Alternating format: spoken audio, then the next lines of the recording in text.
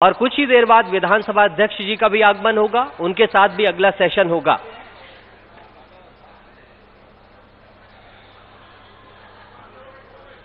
संवाद की तीसरे सेशन की हम शुरुआत करेंगे।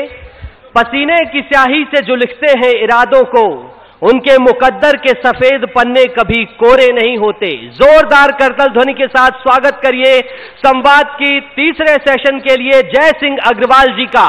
आप कोरबा विधायक हैं, भारतीय राष्ट्रीय कांग्रेस से छत्तीसगढ़ सरकार में आप राजस्व मंत्री भी हैं। आपका स्वागत है मंच में। मैं मंच में स्वागत करना चाहूंगा प्रधान संपादक डॉक्टर हिमांशु द्विवेदी जी का कि सर आए और संवाद के तीसरे सेशन का शुभारंभ करें। मंच पर प्रधान संपादक डॉक्टर हिमांशु द्विवेदी जी के साथ जोरदार करतल ध्वनियां हो जाएं और निवेदन रहेगा कि अब इस सेशन में आप धैर्य बना के रखेंगे और मर्यादा सुचिता गरिमा बना के रखेंगे। मैं निवेदन करूंगा प्रधान संपादक जी से कि कार्रवाई को आगे बढ़ाएं।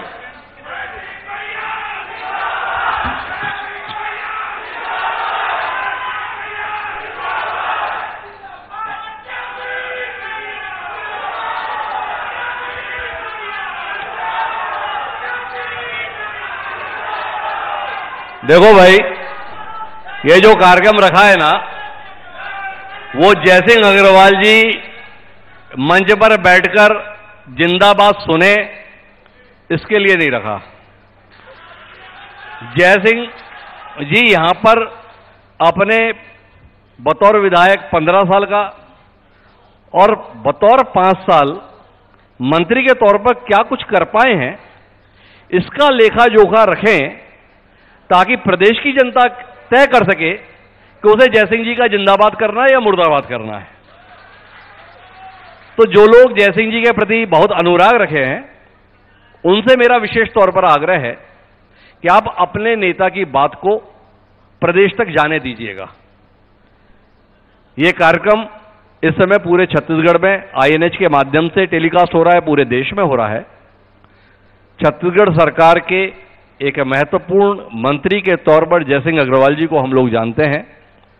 राजस्व जैसे महत्वपूर्ण महकमे की जिम्मेदारी उनके पास रही है और कोरबा जैसे महत्वपूर्ण विधानसभा क्षेत्र की जनता के भरोसे पर 15 साल से बतौर विधायक भी वह यहां पर सक्रिय हैं। तो ये संवाद हमारे लिए बेहद महत्वपूर्ण इसलिए हो जाता है क्योंकि हम कोरबा में आकर इस पर बात कर रहे हैं। तो मैं चाहूंगा कि एक बार जोरदार तालियां कोरबा विधायक जयसिंह अग्रवाल जी के लिए।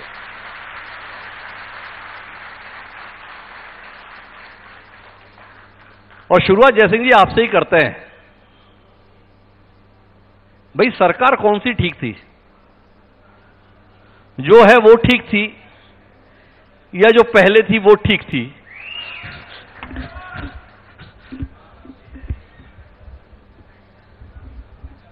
आदरणीय द्विवेदी जी, सरकार जो है वो ठीक थी नहीं, ठीक है, क्योंकि अभी हम लोग सरकार में जी। दूसरा, आगे भी रहेगी जी, ये भी हमारा वादा है जी। दूसरी चीज, कोई भी सरकार बने, हर मुख्यमंत्री हो या मंत्री हो, उनका मंत्रिमंडल हो, हर व्यक्ति अपने अपने ढंग से काम करता है। मेरा ऐसा मानना है, पिछली 15 साल तक भारतीय जनता पार्टी की सरकार रही, उन्होंने अपने ढंग से काम किया। आप अभी पूछ रहे थे एक चीज, उसका मैं जानकारी देना चाहता हूं कि 3 बार लगातार भारतीय जनता पार्टी की सरकार बनी।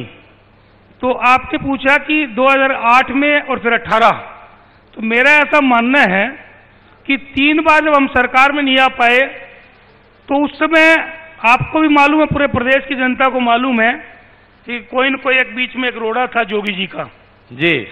तो पिछली बार जब जोगी जी को कांग्रेस पार्टी से बाहर किए, तो उसके बाद प्रचंड बहुमत से हम लोग जीते।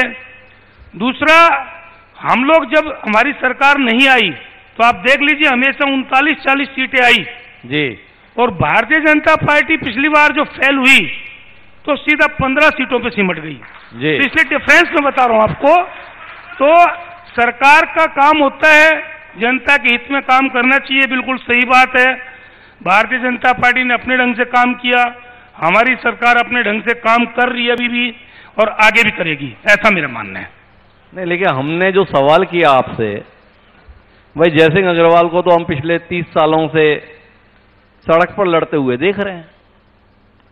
तो पहले तो समझ में आता था भाई विरोधी दल की सरकार है, माननीय नेताजी सड़क पर उतरे हुए हैं, पर इन 5 सालों में भी हम आपको सड़क पर कई बार देखते रहे।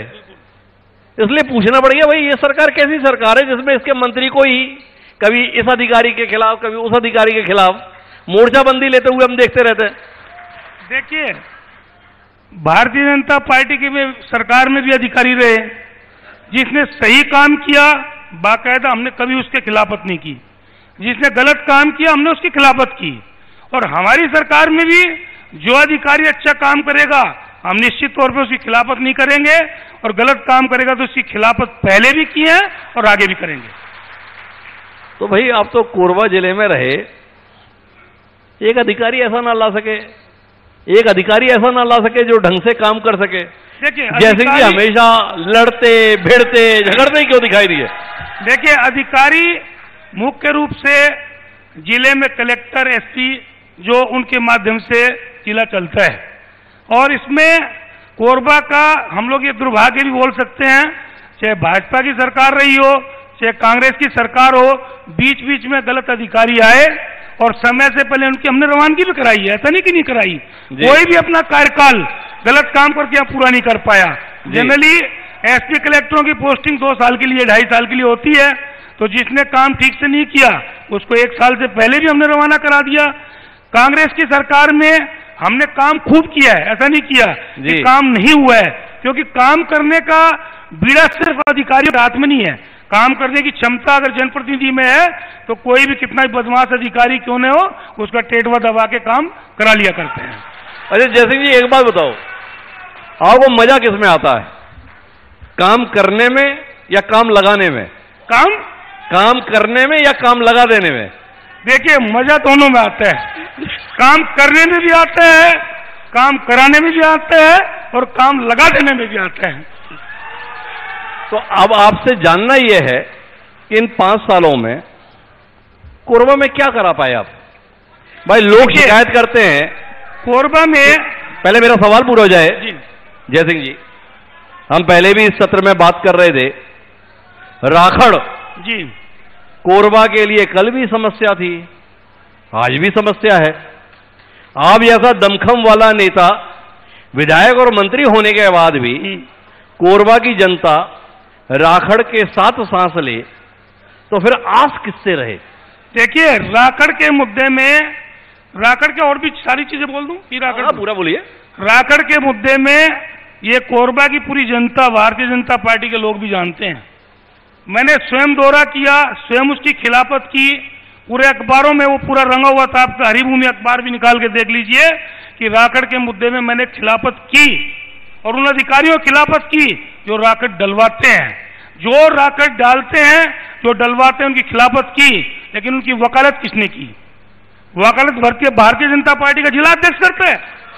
वो बोलता है कलेक्टर अच्छा है और वो बोलता है भारतीय प्रशासनिक सेवा का आदमी है, इसलिए मंत्री जी को विरोध नहीं करना चाहिए।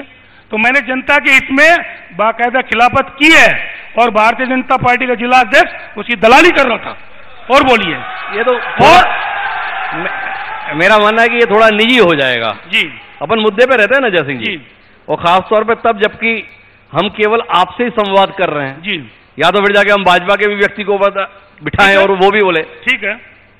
मेरा सवाल इस बात का है, किसने पैरवी की, किसने पैरवी नहीं की, ये महत्वपूर्ण है, या कोरबा को राखड़ से मुक्ति मिली या नहीं मिली, ये महत्वपूर्ण है। देखिए, सबसे बड़ा जो मुद्दा है राखड़ का, वो आप देखिए 2021 का नोटिफिकेशन, केंद्र सरकार ने एक नोटिफिकेशन किया कि कोई भी नया पावर प्लांट अगर खुलेगा तो उसको राखड़ डैम की परमिशन नहीं दी जाएगी, उसको 100% राखड़ का यूटिलाइजेशन करना है। एक जी। दूसरा, केंद्र सरकार ने जो आदेश पारित किया उसमें यह आदेश में यह लिखा हुआ है कि लोलैंड एरिया में राखड़ को आपको भरना है और उसका विधिवत पर्यावरण विभाग और प्रशासन उसका परमिशन देगा। ये भी आप जानते हैं। सबसे बड़ा मुद्दा राखड़ का है बालकों का, सबसे बड़ा जी। क्योंकि एनटीपीसी जैसे है वो भी केंद्र का है। लेकिन एनटीपीसी की राकड़ जनरली हम लोगों ने देखा है कि वो नेशनल हाईवे और अन्य रोडों में उसका उपयोग कर रही है पूरे देश में, खाली छत्तीसगढ़ में नहीं, पूरे देश में जितने भी नेशनल हाईवे के रोड बन रहे हैं उसमें अधिकांश 99% रोडों में एनटीपीसी अपने टेंडर करती है, 200 करोड़ 300 करोड़ के, और ठेकेदार लगाती है 5-5 6-6 4-4, और वो बाकायदा उस राकड़ का यूटिलाइजेशन उसमें हो रहा है। लेकिन कोरबा में जो बाल्को जो अंडरटेकिंग है जिसमें 49% केंद्र सरकार का हिस्सा है, 49%, 51% उद्योगपति का है, संचालित जो कर रहे हैं उसमें बाकायदा गवर्नमेंट के केंद्र के डायरेक्टर भी हैं। तो सबसे ज्यादा राकड़ की जो समस्या हुई है वो बाल्को की तरफ से हुई है, और बाल्को ने किन को काम दिए हैं, कौन काम कर रहा है, उसकी लिस्ट जारी करवा लीजिए, आप पता चल जाएगा आपको कि कौन काम कर रहे हैं, कौन उसमें फायदा उठा रहे हैं। हमारा किसी को समर्थन नहीं है, हमने कभी किसी राकड़ के ठेकेदार को उस काम के लिए समर्थन नहीं किया। हमने कोरबा में हो चाहे कोरबा के आसपास में जहां भी गलत तरीके से राकड़ डंप हुई है उसका लिखित में भी विरोध किया है, प्रेस के माध्यम से विरोध किया है, स्पॉट पे जाके भी विरोध किया है हमने। अच्छा, आपने इसके संदर्भ में तो हमारे को ही काम दे दिया कि लिस्ट निकाल लीजिए और देख लीजिए, पर आप तो कम से कम ये बता दीजिए कि आपने खुद क्या क्या किया है। 5 साल मंत्री के तौर पर हो गए, ठीक है, कुछ बताने के लिए है? बिल्कुल बिल्कुल बिल्कुल जैसे जी के पास बिल्कुल। देखिए, कोरबा में सबसे बड़ी समस्या होती थी पेयजल की, जी ठीक है। जब पिछला कार्यकाल था मेरी धर्मपत्नी का, जब वो महापौर थी, पूर्ण रूप से निविदा से लेके और कंप्लीशन तक पूरे 5 साल में, इसमें 1 साल का मेरा मंत्रिमंडल भी जुड़ा हुआ है, क्योंकि निगम का जो कार्यकाल है वो 1 साल आगे है, तो उसमें पूर्ण रूप से हर घर में हमने पानी पहुंचवा दिया जी। पूरे कोरबा मेरे विधानसभा क्षेत्र के अंतर्गत कोई एक व्यक्ति ये नहीं बोल सकता कि मेरे यहाँ बिजली का कनेक्शन नहीं पहुंचा है। पूरे विधानसभा के अंतर्गत कोई एक व्यक्ति ये नहीं बोल सकता कि मुझे राशन कार्ड नहीं बनवाया, मेरा राशन कार्ड नहीं बना है। इसके साथ साथ जो एक बड़ी समस्या कोरबा में थी वो रोडों की थी। पिछले कार्यकाल में जब मैं विपक्ष में विधायक था, मैंने स्वयं धरना प्रदर्शन किए, मैंने पूरा चक्का जाम किया, धरना प्रदर्शन किए, कई बार हुआ, और उसके बाद भी रोडों का सैंक्शन नहीं हुआ। यहां तक कि आदरणीय डॉक्टर रमन सिंह जी से भी हमारी चर्चा हुई, उन्होंने कहा भी था कि हम काम करवाएंगे, लेकिन पिछले कार्यकाल में जब आपके एक कलेक्टर थे उसने कहा भारतीय जनता पार्टी के नेताओं को कि इसमें रोड को मत बनने देना, अगर रोड बन गया तो इसको विधायक जी को फायदा हो जाएगा। चलिए, नहीं बन पाया। जैसे ही हमारी सरकार आई, हमने आपका जो दर्री डैम से लेके गोपालपुर तक जो मेरा विधानसभा क्षेत्र है उसकी रोड 99% कंप्लीट हो चुकी है। आप देख लीजिए, कुसमुंदा में 4 लेन सड़क हमने एसईसीएल से पैसा सैंक्शन कराया, 199 करोड़ रुपया। कैनाल रोड हमने बनवाया आपका 166 करोड़ रुपया, जिसमें 4 ब्रिज दर्री डैम से सीएससी चौक तक बचे हुए हैं वो, और साथ में आपका सीतामढ़ी से लेके होटल रिलैक्सिन तक, क्योंकि रिलैक्सिन के बाद 4 लेन जाएगी, तो होटल रिलैक्सिन तक 4 लेन स्वीकृत करवा दिए मैंने। 166 करोड़ रुपया बजट में, आप देख लीजिए, बजट में मैं दिखा सकता हूं उसको। इसके साथ साथ अभी ट्रैफिक को कंट्रोल करने के लिए, हैवी व्हीकल्स को शहर से बाहर निकालने के लिए, जो आपका ब्रह्मपुर कुसमुंदा के पास जो ब्रह्मपुर चौक है वहां से लेके दर्री डैम तक का अभी पिछले 9 तारीख को ही सैंक्शन आया मेरे पास, जिसकी निविदा अभी तक अति शीघ्र ही लगने वाली है। कैनाल का इस साइड का रोड बन चुका है और दूसरी साइड का 83 करोड़ रुपया मैंने एसईसीएल से स्वीकृत करा दिया। इस प्रकार से दूसरा, मैं साथ में धन्यवाद दूंगा आदरणीय गडकरी जी को भी कि जब बिलासपुर कटघोरा कोरबा और चांपा सड़क 2 लेन बनने वाली थी, उस टाइम उसके चीफ इंजीनियर थे मिस्टर पिपरी। मैंने पिपरी जी से चर्चा हुई, पिपरी जी ने कहा कि मंत्री जी से बात कर लो। मैंने मंत्री जी को चिट्ठी लिखी, स्वयं उनसे मिला, मैंने टेलीफोन पे बात की, और आदरणीय गडकरी जी ने कहा कि 2 लेन नहीं, ये नेशनल हाईवे 4 लेन बनेगी, जो आज बिलासपुर से कटघोरा कंप्लीट हो चुकी है, उरगा से चांपा तक कंप्लीशन की ओर है, और उरगा से कटघोरा का 999 करोड़ रुपया 2021 के 6 जनवरी को गडकरी जी से मेरी टेलीफोन से बात हुई। उस टाइम नागपुर में थे, मैंने उनसे टाइम मांगा तो उन्होंने कहा कि तत्कालिक कोई काम हो तो बता दीजिए, और नागपुर में आप दिल्ली आइए, तो दिल्ली आने के टाइम में जब उन्होंने टाइम दिया तो उस टाइम मैं बीजापुर और आपका सुकमा दंतेवाड़ा का प्रभारी मंत्री था। तो माननीय मुख्यमंत्री जी का कार्यक्रम जब उन तीनों जिलों में हुआ तो मैं उस समय नहीं जा पाया, लेकिन मैंने उनको धन्यवाद टेलीफोन से दिया क्योंकि 3 दिन के अंदर उन्होंने 999 करोड़ रुपया उस रोड का भी सैंक्शन कर दिया। तो इसलिए हमने चाहे एनटीपीसी हो, चाहे एसईसीएल हो, चाहे बाल्को हो, चाहे आपका केंद्र सरकार हो, चाहे राज्य सरकार हो, हर चीज हर क्षेत्र से हमने रोडों का स्वीकृति कराया। आज पहले रोडों के क्या हाल थे, आज काफी सुधार हो चुका है। कहीं 2 लेन कहीं 4 लेन सड़कें बन चुकी हैं। शहर की पूरी सड़कें हमने बनवा दी।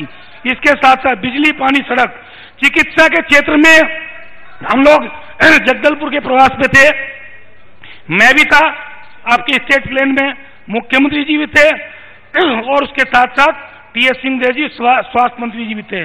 तो मैंने उनसे निवेदन किया कि भैया कोरबा पूरे छत्तीसगढ़ का प्रमुख शहर है और कोरबा में आपका मेडिकल कॉलेज नहीं बन पाया है और हम लोगों की इच्छा है कि कोरबा मेडिकल कॉलेज खुले। तो उन्होंने कहा कि हमको इसका केंद्र सरकार से भी स्वीकृति लेना पड़ता है, केंद्र सरकार से भी अनुदान लेना पड़ता है। तो अभी 3 मेडिकल कॉलेज जो स्वीकृत होने वाले हैं उसमें पहला कोरबा मेडिकल कॉलेज रहेगा। तो हमारे तीनों मेडिकल कॉलेज कोरबा, कांकेर और महासमुंदी मेडिकल कॉलेज आपके प्रारंभ हो चुके हैं। इसके साथ साथ आपके मोबाइल वैन के माध्यम से हर रोज 8-8 वार्डों में जाके हमारी मोबाइल वैन फ्री की दवाई, फ्री का डॉक्टर इलाज कर रही है। इसके साथ साथ एक हमारी योजना बनी है हमर क्लिनिक। मेरे 59 वार्ड में 29 वार्डों में हमर क्लिनिक स्वीकृत करा चुका हूं और बाकी वार्डों की स्वीकृति के लिए मैं लगा हुआ हूं। इसके साथ साथ जो छोटे बड़े काम होते हैं, मेरे पास है सवाल जी, उसमें पूछ लेंगे जी। 2 सवाल इसके बीच में मेरे जहन में आए जी। ये रोड को लेकर आप जितना बखान कर रहे हैं जी, तो ये विधानसभा चुनाव में ताम्रध्वज साहू के यहाँ कितना प्रचार करने आप जाने वाले हैं? विधानसभा चुनाव में ताम्रध्वज साहू जी के यहाँ जी चुनाव प्रचार में कितने दिन देने वाले हैं? भाई पीडब्ल्यूडी मंत्री तो ताम्रध्वज साहू है और उन्होंने आपके इलाके में इतना काम कर दिया जैसा आप बता रहे हैं, मैंने तो कितने दिन के लिए जाने वाले हैं? नहीं, मैंने क्या कहा कि पीडब्ल्यूडी ने भी किया है, ऐसे मंत्री हुआ, एसईसीएल से फंड लेके हमने पीडब्ल्यूडी से कराया, पीडब्ल्यूडी ने डायरेक्ट भी किया, पीडब्ल्यूडी ने भी स्वीकृति भी की है, केंद्र सरकार से भी कराया। यह जरूर है कि केंद्र सरकार का जो रोड बना है अभी वो मेरे विधानसभा को टच नहीं कर रहे हैं, लेकिन कोरबा, खाली कोरबा शहर नहीं, पूरा कोरबा जिला की मैं अपनी नैतिक जिम्मेदारी समझता हूं कि पूरे जिले का विकास होना चाहिए। इसके साथ साथ हम लोगों ने ये प्रयास किया है बिजली, पानी, सड़क, शिक्षा और चिकित्सा के क्षेत्र में बेहतर काम होना चाहिए। जी, तो बिजली पे ही आते हैं जी। ऊर्जा धानी 8400 मेगावाट से ज्यादा जनरेशन और उसके बीच में जयसिंह अग्रवाल जी के द्वारा यहां पर यह बताया जाना कि भाई हमने कोई घर ही नहीं छोड़ा जहां बिजली का कनेक्शन नहीं दिया, पर उसमें लाइट आए और लगातार आए, इसके लिए क्या किया?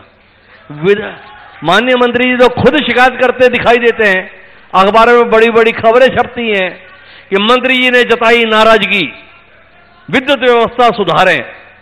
अब 5 साल सरकार के हो गए, 5 साल जयसिंह जी को मंत्री के रूप में हो गए, अभी तक केवल फरमान है कि सुधारें, तो सुधरेगा कब जयसिंह भाई? देखिए मेरी बात सुनिए कि बारिश के समय में, जैसे गर्मी में आपका लोड बढ़ता है, आप भी जानते हैं, पूरे कोरबा नहीं, पूरे छत्तीसगढ़ नहीं, पूरे हिंदुस्तान में गर्मी में ज्यादा खपत होती है सबसे ज्यादा। तो गर्मी में एक थोड़ी सी मारामारी जरूर होती है। उसके बाद आती है बारिश। बारिश के समय में जहां जहां जो फॉल्ट होते हैं वो थोड़ा परेशान करते हैं, कहीं पेड़ गिर गए, कहीं खंबे में गाड़ी टकरा गई, कहीं आपका जो है बारिश की वजह से कुछ प्रॉब्लम आई, तो ये प्रॉब्लम जरूर आती है। लेकिन उसके बाद भी हमने विधिवत आपके ऊर्जा मंत्री जी से, ऊर्जा सेक्रेटरी अंकित आनंद से और उसके साथ साथ आपका साथ में एमडी जनरेशन, एमडी डिस्ट्रीब्यूशन सबको बुला के, विधिवत कोरबा बुला के हमने एमडी डिस्ट्रीब्यूशन, एमडी जनरेशन से मीटिंग की और उनसे काफी कुछ उनसे सुधार करवाया। मैं ये नहीं बोलता कि 100% बिजली सही होगी, लेकिन काफी हद तक उसको हमने कंट्रोल करवाया है, ये बात सही है। और इस प्रकार से जो व्यवस्था बिजली की कोरबा में है, ऐसी व्यवस्था पूरे हिंदुस्तान में नहीं है। आप बड़े बड़े शहर, मेट्रोपॉलिटन सिटी जाइए, वहां भी बिजली कटौती है, कोरबा में कोई कटौती नहीं है, क्योंकि हमने कटौती करने नहीं दिया। अच्छा, आप थोड़ी राजनीतिक बात कर लेते हैं। जी। भारतीय जनता पार्टी ने कोरबा जिले से एक ही सीट के संदर्भ में प्रत्याशी घोषित किया है। हाँ। और वो प्रत्याशी जननायक लखन देवांगन जी हैं। लखन जी थोड़ी देर पहले हमारे साथ थे। उन्होंने बताया कि बतौर महापौर उन्होंने इतना बेहतरीन काम किया कि बाद में जो महापौर बने उन्हें समझ में नहीं आया कि अब आगे करें क्या। अब ऐसा व्यक्ति आपके खिलाफ मैदान में है। आप महल में रहने वाले, उन्होंने बताया मैं कुटिया में रहने वाला। क्या कहते हैं जयसिंह जी, आपको कितनी कठिन लड़ाई में भाजपा ने फंसा दिया? देखिए मेरी बात सुनिए, मैं तो अभी नीचे बैठा हुआ सुन रहा था कि कैटेगरी ABCD आप ही बता रहे थे जी, कि किस कैटेगरी में किसको टिकट मिली है, इसलिए मैं उस टिकट पर नहीं जाऊंगा।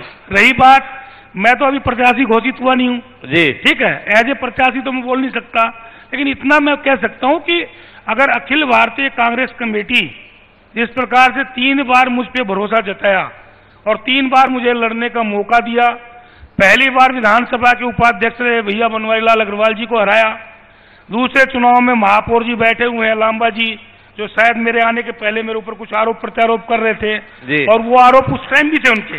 अच्छा, आप इतनी दूर रहकर भी ध्यान पूरा दे रहे थे? सुनिए, मैं सुन नहीं, मुझे बताया गया जी, तो वो सारे आरोप 2013 के चुनाव के पहले भी थे जी। और सरकार भारतीय जनता पार्टी की थी। अगर भाई मेरे को अगर जेल भेजना था, मैंने कोई गलत काम किया था तो मेरे को जेल भेज सकते थे। मैं तो मना नहीं किया था किसी को कि जेल क्यों भेज रहे हो भैया।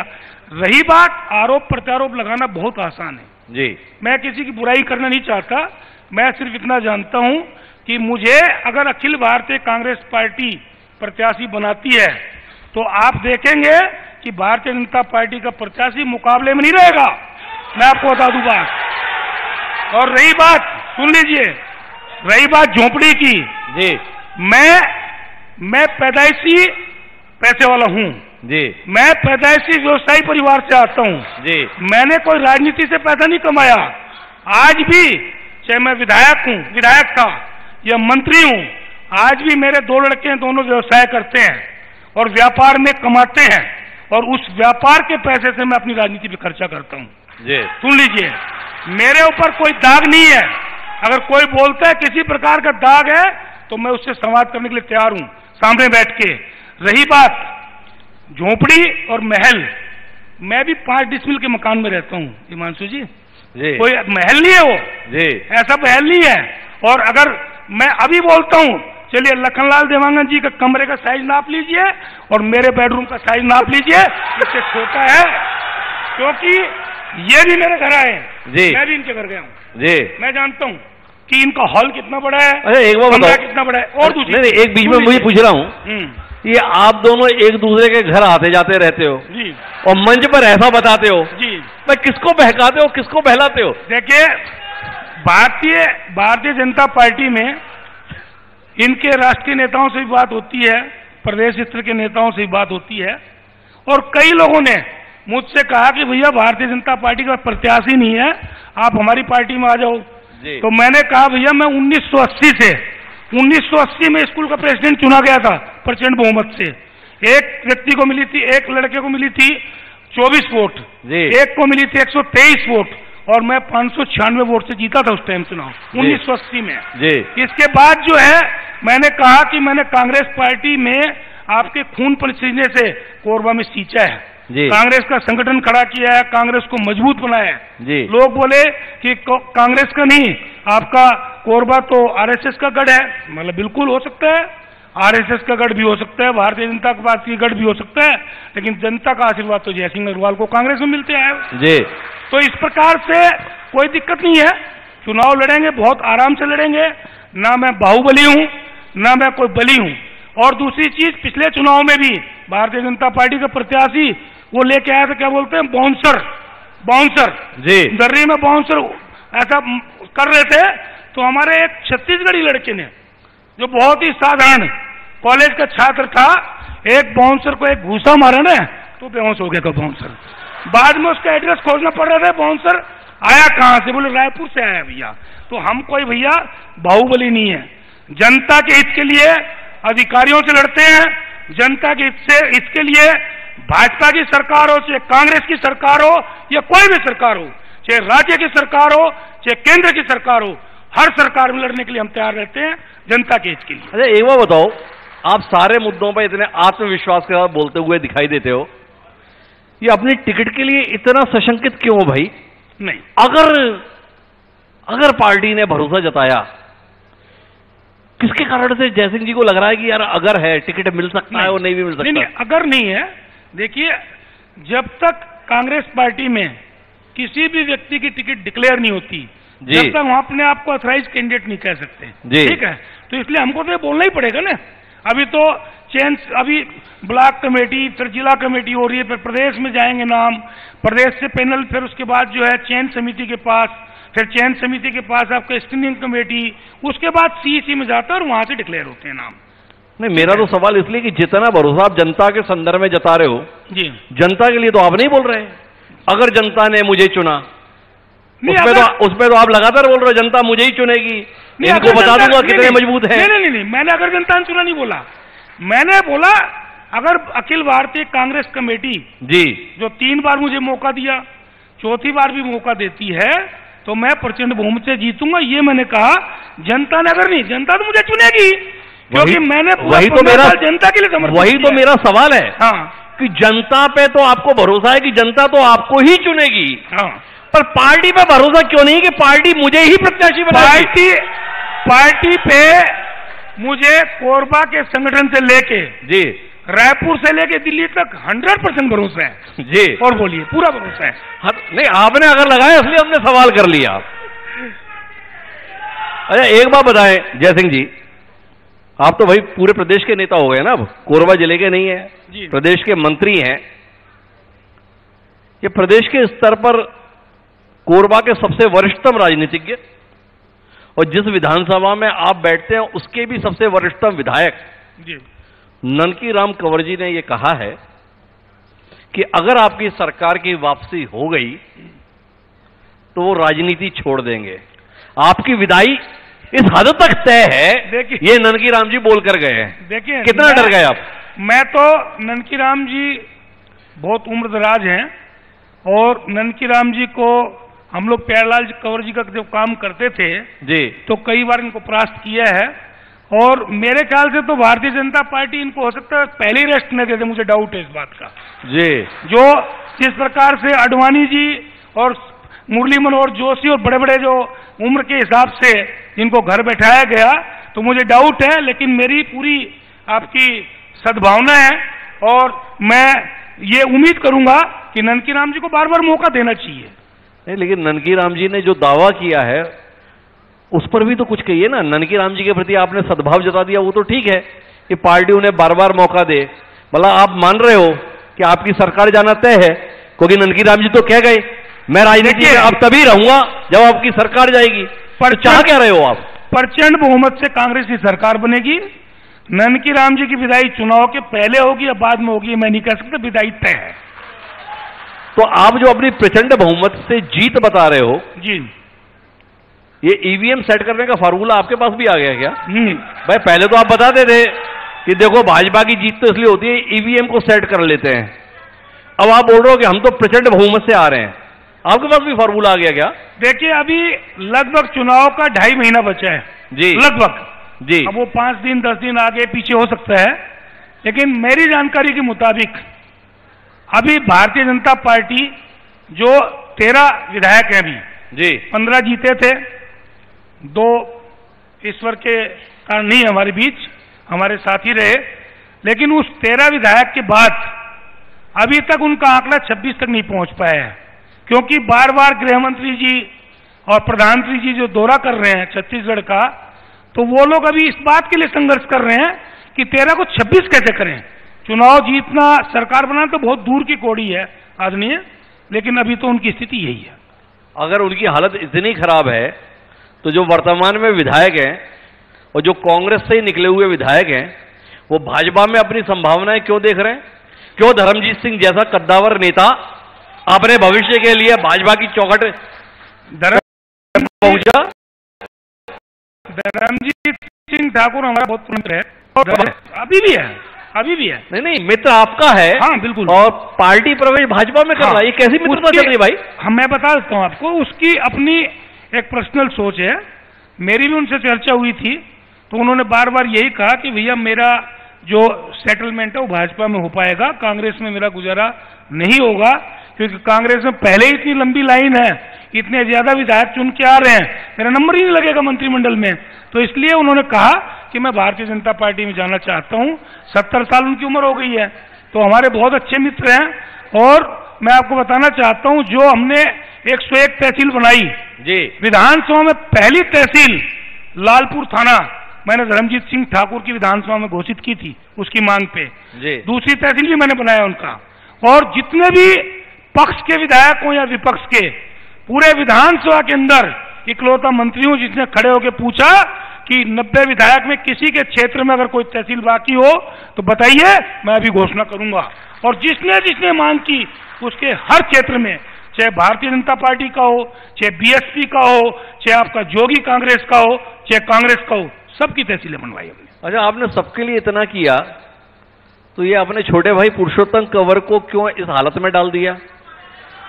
भाई पुरुषोत्तम कंवर ने चाहा था कटघोरा जिला बने जी, बताइए, उनको फंसा दिया आपने।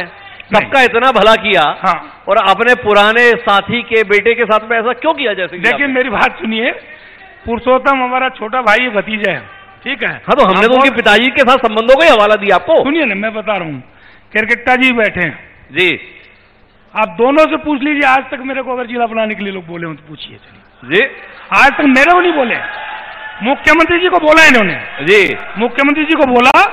जब मुख्यमंत्री जी ने, सुन लीजिए, मुख्यमंत्री जी ने मुझसे भी चर्चा की थी जी, तो उन्होंने कहा कि हमने पहले एक जिला बनाया गोरेला पेंड्रा मरवाई जी। मेरा आग्रह है, एक अच्छा संवाद चल रहा है और अभी हमें 2 महत्वपूर्ण संवादों को अंजाम देना है। भारतीय जनता पार्टी की राष्ट्रीय उपाध्यक्ष सुश्री सरोज पांडे जी कुछ ही देर में हमारे बीच में होंगी, और उसके बाद इस अंचल के गौरव के तौर पर जिनकी ख्याति रही, छत्तीसगढ़ विधानसभा के वर्तमान अध्यक्ष चरणदास महंत जी भी हमारे बीच में आने वाले हैं। एक बेहद सुव्यवस्थित संवाद कोरबा का आप सब प्रबुद्ध श्रोताओं की मौजूदगी के माध्यम से पूरे प्रदेश तक पहुंच रहा है।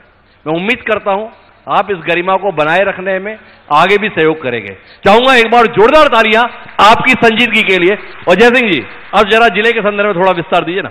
जी, तो उसके बाद मेरी भी चर्चा हुई थी, तो माननीय मुख्यमंत्री जी ने कहा कि पहले गोरेला पेंड्रा मरवाई जिला बनाए जी, उसके बाद जो 5 जिले बनाए, तो जिले को जब बनाते हैं तो उसमें इसका एस्टेब्लिश करने में थोड़ा समय लगता है।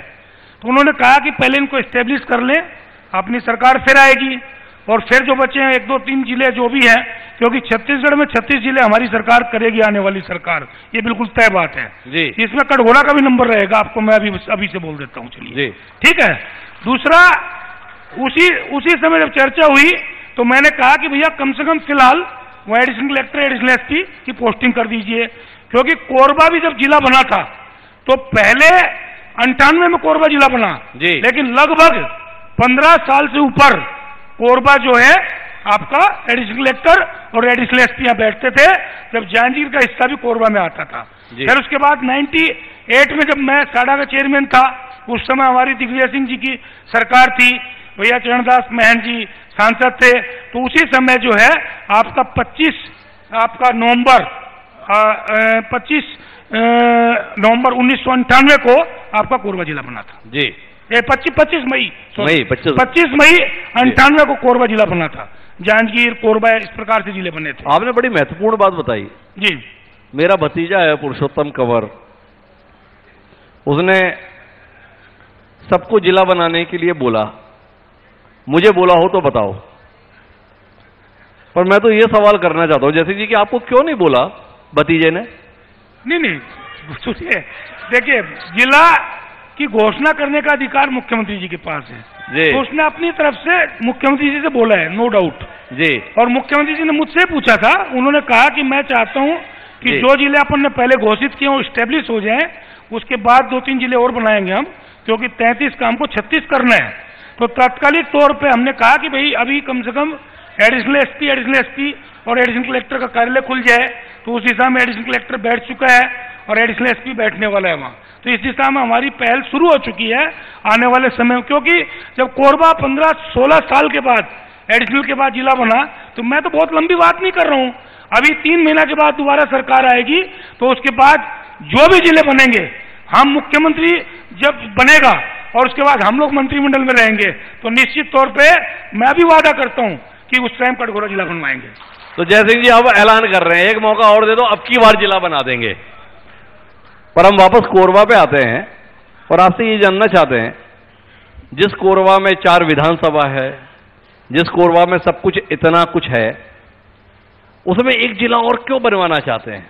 देखिए, मैं जिला विभाजन नहीं करना चाहता कि मैं चाहता हूं जी, लेकिन आपने पूछा है, अगर विधायक की इच्छा है, जनता की इच्छा है तो 2 जिले बन गए तो कोई बुराई भी नहीं है जी। हमारा ऐसा मानना है, आज एडिशनल कलेक्टर एडिशनल एसपी वहां बैठेंगे तो वो विभाजन बराबर ही है जी। रही बात कोरबा औद्योगिक जिला है, आपका भी हमारी सरकार ने अभी भूमि पूजन माननीय मुख्यमंत्री जी ने किया, 13,000 करोड़ का पावर प्लांट का, 1320 मेगावाट का पावर प्लांट आपका दर्री में खुलने जा रहे हैं आने वाले समय में अभी जी। जो जिसके लिए जमीन भी है, जिसका एमओयू भी हो चुका है और बड़ी तेजी के साथ काम चल रहा है, अभी अति शीघ्र उसकी निविदा लगने वाली है।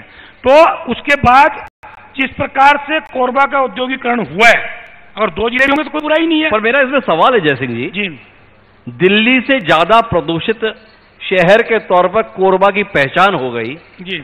उस कोरबा में 8400 मेगावाट बिजली अभी बन रही है और जिसके चलते लोगों की सांस जी दूभर हो गई, और उसमें आप 1320 मेगावाट और जोड़ देना चाहते हैं, लोग सांस लेने के लिए जाएंगे कहां? उसका कारण बता रहा हूं मैं आपको। देखिए, पहले प्रदूषण के मामले में कोरबा जो ऊपर के स्टेज में था जी, उसके बाद काफी कटौती आई, काफी कम हुआ है। दूसरा, आपका यहां जो पावर प्लांट तो बंद हो चुका है एक, और आने वाले जब तक ये पावर प्लांट लगेगा, जब तक एक पावर प्लांट की और मियाद पूरी होने जा रही है, तो हमारी सोच एडवांस है कि आने वाले समय में बिजली की कमी मत रहे, क्योंकि हमको कोरबा के साथ साथ छत्तीसगढ़ को भी देखना है और इसके साथ साथ अन्य प्रदेशों को भी। चाहे आपके एनटीपीसी का पावर प्लांट हो, चाहे बाल्को का हो, चाहे अपने छत्तीसगढ़ सरकार का हो, चाहे लैंको का हो, चाहे आर्यन का हो, सभी पावर प्लांटों में बिजली बनती रहे। आने वाले समय में जो पावर प्लांट की मियाद पूरी होगी, उसके पहले हमारी एडवांस सोच है कि हम आगे की तैयारी कर रहे हैं उसके लिए। कोरबा पे वापस बात करते हैं, जो ये विधानसभा चुनाव है, इसमें किस पे ज्यादा भरोसा है जयसिंह जी, कांग्रेसियों पर या भाजपाइयों पर? मुझे तो कांग्रेसियों पर भी और भाजपाइयों पर भी है। तो थोड़े इस हुनर के विषय में रोशनी दीजिए ना, क्योंकि ये कांग्रेसियों पे आपका भरोसा, आपने जिस तरीके से कहा वो तो ठीक है, पर भाजपाइयों के संदर्भ में भी आप जिस तरीके से मुस्कुरा के बोले जी, तो थोड़ा समझाइए। देखिए, भारतीय जनता पार्टी कोरबा से लेकर रायपुर तक बिखरी हुई है जी। आपको मालूम है चीज कि 13 विधायक और 15-16 गुट हैं जी। हमारे यहाँ उस प्रकार की गुटबाजी नहीं है। अच्छा, बिल्कुल नहीं है, नहीं है उस प्रकार की जी। देखिए, किसी एक सब्जेक्ट पे मतभेद होना एक अलग बात है जी, ठीक है, ग्रुपबाजी हर पार्टी में रहती है जी, लेकिन जो गुटबाजी आज भारतीय जनता पार्टी में है, वो इस प्रकार की गुटबाजी पहले भारतीय जनता पार्टी में नहीं थी जी, ये मैं दावे के साथ कह सकता हूँ। अच्छा, आपके यहाँ गुटबाजी नहीं है और लोग बोलते हैं कि कोरबा में प्रतिमाओं का माल्यार्पण गुटबाजी के चलते नहीं हो पा रहा, ये क्या कहानी है? देखिए, प्रतिमाओं का हमारी उसमें एक सोच है कि उसमें राजीव जी की और इंदिरा जी की प्रतिमा है जी, ठीक है, और उसमें हम लोग चाहते हैं कि कोरबा जब भी राहुल जी का, सोनिया जी का, उनके परिवार का किसी का आगमन हो तो उस समय उसको कराएं। नहीं तो कई जगह मुख्यमंत्री जी ने भी किया है। अभी आपका जो मेरा गोद गांव था दीपका जी, तो दीपका में मैंने उस समय आदरणीय काका बोध राम कंवर जी ने, जब मैंने गोद लिया उस गांव को, तो उनकी मांग थी कि वहाँ राजीव जी की प्रतिमा लगनी चाहिए, तो क्योंकि राजीव जी वहां आए थे दीपका में, ये अपना रंजना, तो उस समय जब उन्होंने कहा तो हमने एक मूर्ति लगवाई, लेकिन उसका इनॉग्रेशन नहीं हो पाया था, तो उसमें वो मूर्ति थी आपकी इसकी क्या बोलते हैं, संगमरमर की, तो संगमरमर की थी, उसकी प्रॉपर गांव था, तो थोड़ा उतनी देख रेख नहीं हो पाई, तो कुछ हल्की फुल्की डैमेज दिखी। तो जब अभी मुख्यमंत्री जी का भेंट मुलाकात कार्यक्रम हुआ था, तो कटघोरा विधानसभा का हम लोगों ने रंजना में रखवाया था, ताकि नई मूर्ति तत्काल लगाई गई और उसका इनॉग्रेशन हुआ। तो इसी प्रकार हम लोग की सोच है, और नहीं मान लीजिए उनके परिवार से कोई आएगा तो ठीक है, नहीं तो खड़गे जी करेंगे, नहीं तो मुख्यमंत्री जी करेंगे, लेकिन हम लोग करेंगे उसका। तो उसका आप जल्द ही करेंगे। अब हम आखिरी बातचीत के लिए आगे बढ़ रहे हैं। अगर आपका सारा मामला इतना ठीक ठाक है तो आखिरी मौके पर पार्टी इतने बदलाव क्यों कर रही है? भाजपा के बदलाव को तो आप बड़ी गंभीरता से लेते हैं, पर इन चुनाव के पहले अपना प्रदेश अध्यक्ष तक बदल लेते हैं। जब आप गुटों में बटे नहीं हैं, टुकड़ों में टूटे नहीं हैं, तो ये सब क्यों करते हैं भाई जयसिंह जी? देखिए, प्रदेशाध्यक्ष के मामले में हमारी पार्टी ने जो एक निर्णय लिया, बस्तर से था, बस्तर से लिए, आदिवासी था, आदिवासी लिए। पर क्यों भारतीय जनता पार्टी ने आदिवासी दिवस के दिन आदिवासी प्रदेश अध्यक्ष को हटा दिया जी। ठीक है, हमारी पार्टी ने आदिवासी की जगह आदिवासी लिया है और विधायक की जगह सांसद लिया है भाई, चुना हुआ सांसद जी। तो इसलिए कि पूरे प्रदेश में पूरी जवाबदारी के साथ चुनाव में काम कर सके। तो हमारी ये सोच है कि अगर हमारा प्रदेश अध्यक्ष, जैसे गणेश साहू जी जब प्रदेश अध्यक्ष थे तो उस समय वो चुनाव नहीं जीत पाए, तो हम लोगों ने सोचा कि भाई हमारी पार्टी में जो प्रदेश का अध्यक्ष उसको सांसद को बनाया जाए ताकि पूरे प्रदेश में दौरा कर सके, एक जगह बंद रहने पड़े। तो मतलब मोहन मरकाम जी बतौर प्रदेश अध्यक्ष एक विधानसभा का चुनाव जीतने के लिए भी जूझ रहे थे, इसलिए उपकार कर दिया पार्टी ने, भाई मुक्त कर देते हैं तुम्हें, शायद मंत्री बन के जीत जाओगे, ऐसा ही है? हो सकता है। भाई जोरदार तालियां बताओ, इतनी महत्वपूर्ण बात जयसिंह जी सार्वजनिक मंच से कह रहे हैं और आप इतनी खामोशी से सुन रहे हैं। तो जयसिंह जी, एक आखिरी सवाल जो इस संदर्भ में जानने का है, आपकी पार्टी, आपकी सरकार और आपकी सरकार के मुखिया तीनों भाजपा को लेकर बड़े परेशान हैं और ये कहते हुए परेशान है कि हम भाजपा से ही नहीं लड़ रहे, भाजपा के साथ साथ ईडी, आईटी, सीबीआई इससे भी लड़ रहे हैं। इतने सालों लोगों से एक साथ लड़ने का जज्बा कहां से लाते हैं? देखिए, अब केंद्र सरकार में भारतीय जनता पार्टी है और ईडी और आईटी केंद्र सरकार के अधीन है, ठीक है जी। अब उसका अगर वो लोग प्रयोग दुरुपयोग अगर कर रहे हैं तो उसके बारे में क्या कहा जा सकता है जी। यहाँ कोरबा में अभी एक मॉल में माल के जो डायरेक्टर हैं जी, उनके छापा मारे जी। हमारे साथी हैं, हमारे गोपाल मोदी जी के बड़े भाई जी, दिनेश मोदी जी। अब दिनेश मोदी जी के छापा मारे, रूरबल जी के छापा मारे, कोई उनका 10-20 मील जमीन का कोई सीमांकन का मामला रहा होगा पुराना, 15-20 साल पहले वो जमीन खरीदी गई। अब ईडी वाले उसमें उस मॉल में मेरा हिस्सा खोज रहे हैं जी, बोलते भाई मंत्री जी का कितना हिस्सा है जी। तो अंधेरे में लाठी चला चला के अगर खोज रहे हैं तो उसका क्या इलाज है? मैं कुछ नहीं कह सकता उसके बारे में।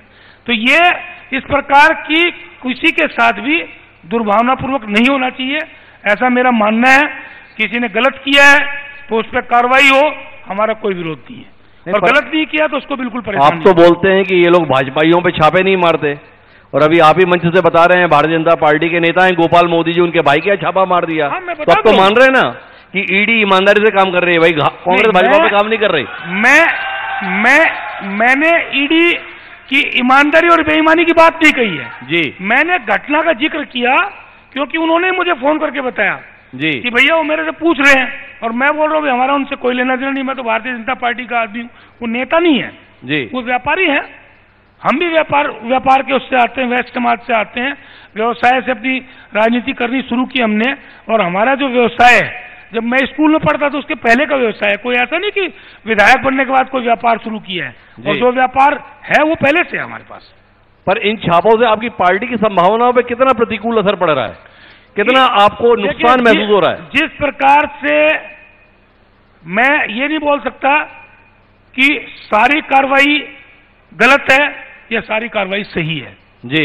अगर किसी, जैसे अभी वो बोल रहे थे ननकीराम जी की कलेक्टर जेल गई है, मैंने स्वयं कहा था इस बात को जी, मैंने बोला था कि रानू साहू एक दिन जेल जाएगी जी, क्योंकि उसके कर्म वैसे थे जी, इसलिए कहा था मैंने जी। अगर कोई अधिकारी गलत काम करेगा या कोई भी गलत काम करेगा तो उसका फल भुगतेगा, उसके लिए हम क्या कर सकते हैं जी। और लेकिन अगर जबरदस्ती किसी को परेशान करें तो उचित नहीं है, ऐसा मेरा मानना है। नहीं, लेकिन मेरा सवाल तो वापस दोहराता हूं, आपकी पार्टी की चुनावी संभावनाओं पर इन कार्रवाइयों से क्या प्रभाव पड़ेगा? मेरे ख्याल से इन संभावनाओं से हमारी पार्टी के चुनाव प्रबंधन पर कोई फर्क नहीं पड़ेगा और इस प्रकार की अगर गतिविधियां चलती रही तो हमारी 2-4 सीटें और बढ़ेंगी। तो इसके कारण से आपकी 2-4 सीटें और बढ़ेंगी ही। हम लगभग सारी बातचीत कर चुके। अब एक आखिरी बातचीत जो आपसे रह जाती है वो है राजस्व मंत्री के तौर पे कुछ ऐसा काम करने का मौका रहा कि जयसिंह जी को लगे कि इस मंच से वो भी बता दूं, मंत्री के तौर पर भी मैं कुछ काम कर पाया जी। विधायक के तौर पर, नेता के तौर पर तो कर लिए, मंत्री के तौर पर कुछ कर पाए? बिल्कुल, मंत्री के तौर पे पूरे हिंदुस्तान में 90 विधानसभा से बड़े बड़े प्रदेश हैं, यूपी, बिहार, अन्य प्रदेश। यूपी में 403 सीटें हैं, बिहार में भी मेरे ख्याल से 250-300 सीट होंगी, मध्य प्रदेश में आपकी 230 सीटें हैं, और भी बड़े प्रदेश होंगे। छत्तीसगढ़ से बड़े प्रदेश काफी हैं, लेकिन मैं दावे के साथ कह सकता हूं कि आजादी के बाद किसी भी एक कार्यकाल में किसी सरकार ने 101 तहसीलें नहीं बनाई होंगी, ये मेरा दावा है। दूसरा, 6 जिले बनाए, 29 अनुभाग बनाए, और उसके बाद भी कुछ तहसील अनुभाग अभी भी प्रोसेस में है, अभी भी प्रोसेस में है। इसके साथ साथ पूरे प्रदेश में हमने ये नहीं देखा कि कौन समाज किसको सपोर्ट करता है, लेकिन सामाजिक भवन बनाने के लिए जहां जहां जो आवेदन आए हमने उन सभी समाजों को जमीन उपलब्ध कराई। ठीक है, इसके साथ साथ मतलब तहसील, अनुभाग, जिले, जमीन। इसके साथ साथ आपके कांग्रेस पार्टी के लिए हमने दफ्तर, आपके याद होगा कि एक डिबेट में मैं और आपका रामविचार नेताम जी दोनों आपके कार्यालय में बैठे थे। डिबेट के बाद जब चाय पी रहे थे तो नेताम जी ने कहा, यार मंत्री जी, हमारा आपका बलरामपुर का कार्यालय, भाजपा का कार्यालय के लिए जमीन का फाइल अटका हुआ है। तो मैंने आपके सामने ही फोन लगाया था और अगले दिन वो फाइल क्लियर हुई कि नहीं, आप बता दीजिए, आप गवाह हैं उस बात के। हैं, याद है रामविचार नेताम जी? ये भाजपाइयों के काम इतनी जल्दी क्यों कर देते हैं आप? क्यों नहीं करेंगे? भारतीय जनता पार्टी के लोग भी आदमी है, इंसान है भाई जी। पब्लिक आज कोरबा में जो जनता है, हमने कभी किसी से पूछ लीजिए, कभी किसी से ये नहीं पूछा कि कौन सी पार्टी से आए हो जी। जो जिस काम के लिए आया मैंने करने का प्रयास किया ईमानदारी के साथ जी, पूर्ण रूप से जी। और मैं नाम नहीं लूंगा, भारतीय जनता पार्टी के भी बड़े बड़े नेताओं के काम किए हैं, यहाँ तक कि लखनलाल देवांगन जी भी अगर किसी काम के लिए बोले तो कभी मना किया हो तो पूछ लीजिए आप जी, ये सामने बैठे। अब जब आप दोनों एक दूसरे के घर आते जाते हैं तो क्या मना करोगे? इसके साथ साथ आपका सूरजपुर का भारतीय जनता पार्टी से विधायक रही मंत्री रही रेणुका सिंह जी जी, रेणुका सिंह जी ने फोन किया कि भैया मंत्री जी ऐसा ऐसा हमारा सूरजपुर का भाजपा कार्यालय की जमीन का काम रुका हुआ है, मैंने उसको क्लियर करा दिया जी। भारतीय जनता पार्टी के माननीय मुख्यमंत्री रहे रमन सिंह जी हों, नेता प्रतिपक्ष जी हों, प्रदेश अध्यक्ष, जो भी जब मिले और वहां विधानसभा के अंदर हमारी जब चर्चा हुई तो हमने कहा कि भैया कांग्रेस कार्यालयों के लिए हम जमीन दे रहे हैं, भारतीय जनता पार्टी भी अगर कहीं जमीन लेना चाहती है अप्लाई कर दीजिए, हम आपको अलॉट करेंगे। हमने भेदभाव नहीं किया, जैसे न तहसीलों में किया, न अनुभाग में किया, न आपका जो है जमीनों के अलॉटमेंट में किया। इसके साथ साथ जब जो व्यक्ति जिस काम के लिए आया, मैंने अपनी तरफ से पूर्ण रूप से कोशिश की कि उसका काम होना चाहिए, उसके लिए प्रयास भी किए, और अगर कभी किसी अधिकारी के ऊपर मैं गर्म भी हुआ तो उसी काम के लिए हूं, मैं किसी व्यक्तिगत काम के लिए कभी नहीं हुआ। पर आपको स्वयं में लगता है कि जिस क्षमता के आप व्यक्ति थे, जिस तरीके की आप अपनी परफॉर्मेंस को महसूस करते थे, आपके साथ अन्याय हुआ? जैसे कि अग्रवाल केवल राजस्व मंत्री बनने के लिए ही लायक थे, इस पर कुछ कहेंगे? देखिए, ऐसा है कि कुछ बातें जो गुप्त है वो गुप्त रहे तो ज्यादा अच्छा है, उनके बारे में बोलना ठीक नहीं है। बाकी जो जवाबदारी मिली जी, जो आदरणीय सोनिया जी ने, राहुल जी ने जी, जो जवाबदारी मुझे दी, मुख्यमंत्री जी ने, विधानसभा अध्यक्ष जी ने जिस प्रकार से जो जवाबदारी दी, चाहे हमारे प्रभारी पूनिया जी रहे हों, चाहे वर्तमान में शैलजा जी हैं, उस जवाबदारी का हमने बहुत ही निष्ठा और ईमानदारी के साथ निर्वहन किया। और साथ में काम की लिस्ट बहुत लंबी है, लेकिन मैं नहीं चाहता कि आपका सिस्टम खराब हो या ज्यादा समय लूं मैं, और भी बहुत सी बातें कर सकता हूं। बहुत काम हमने किया है अपने राजस्व विभाग में, बहुत सी चीजें, मतलब ब्रिटिश जमाने के कानूनों को भी हमने ठीक किया है बहुत से। तो इस प्रकार से बहुत से काम किए हैं और रेवेन्यू विभाग मैंने बहुत निष्ठा और ईमानदारी के साथ उसमें काम करके दिखाया है। जो काम पिछले 10, 20, 30 साल में राजस्व में नहीं हुआ वो सब काम हमने किए हैं। तो ये जयसिंह अग्रवाल जी के साथ हमारा संवाद था, 3-4 बातें उसमें निकल कर आई। एक तो बतौर राजस्व मंत्री ही करने के संदर्भ में उनका कहना है कुछ बातें गुप्त हैं, गुप्त ही रहनी दी जाए। दूसरा उनका कहना था कि अगर पार्टी की तरफ से हुआ कि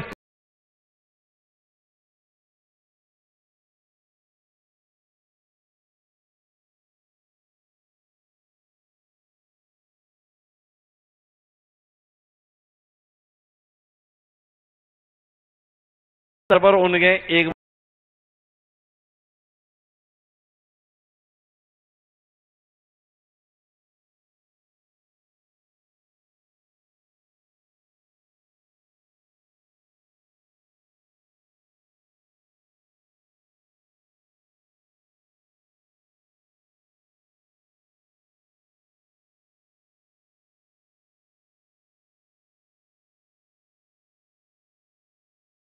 सम्माननीय सरोज पांडे जी हमारे बीच में आ गए। मैं चाहूंगा एक बार जोरदार तालियों से सरोज पांडे जी का अभिनंदन करें।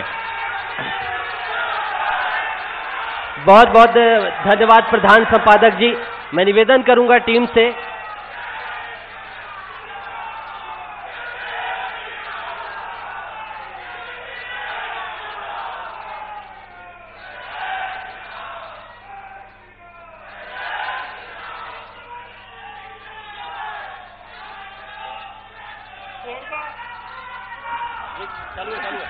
हेलो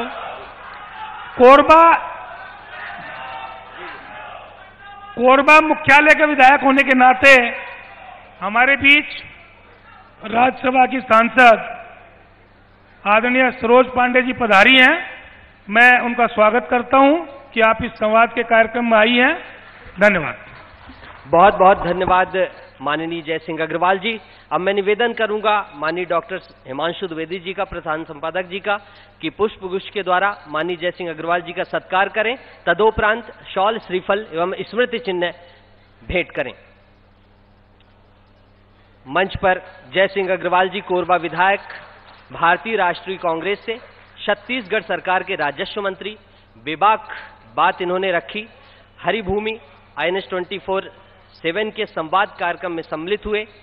इसके लिए हम सर का बहुत बहुत आभार ज्ञापित करते हैं। दोस्तों, इसी के साथ संवाद की तीसरी श्रृंखला का समापन होता है सेशन 3 का, और अब हम संवाद के चतुर्थ सोपान में प्रवेश करने जा रहे हैं।